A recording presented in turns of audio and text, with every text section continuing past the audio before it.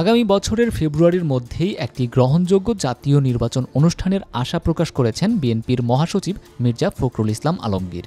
সোমবার ৭ জুলাই সকালে সিলেট হজরত শাহজালাল রহমতুল্লাহ আলাইহি ও হজরত শাহপরান রহমতুল্লাহ আলাইহি মাজার জিয়ারত শেষে সাংবাদিকদের সঙ্গে আলাপকালে তিনি বলেন, একটি সুষ্ঠু, অংশগ্রহণমূলক ও গ্রহণযোগ্য নির্বাচনের মাধ্যমেই দেশ সঠিক পথে অগ্রসর হতে পারে। আমরা আশা করি ফেব্রুয়ারির মধ্যেই অন্তর্বর্তীকালীন সরকারের অধীনে এমন একটি নির্বাচন অনুষ্ঠিত হবে। তিনি আরও বলেন, ছাত্র জনতার আন্দোলন, বিশেষ করে জুলাইয়ের রক্তাক্ত ছাত্র অভ্যুত্থান আমাদের সামনে যে নতুন পথ দেখিয়েছে, সেটি বাস্তবায়নে আমাদের সবাইকে কাজ করতে হবে।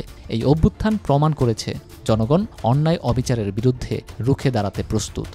বিএনপি নেতাদের বিরুদ্ধে মিথ্যা মামলার অভিযোগ এনে মির্জা ফখরুল বলেন, বর্তমানে বিএনপির প্রায় ৬০ লাখ কর্মীদের বিরুদ্ধে মিথ্যা মামলা দেওয়া হয়েছে। বহু নেতাকর্মী প্রাণ হারিয়েছেন। দমন পীড়ন দিয়ে জনগণের কণ্ঠ রোধ করা যাবে না।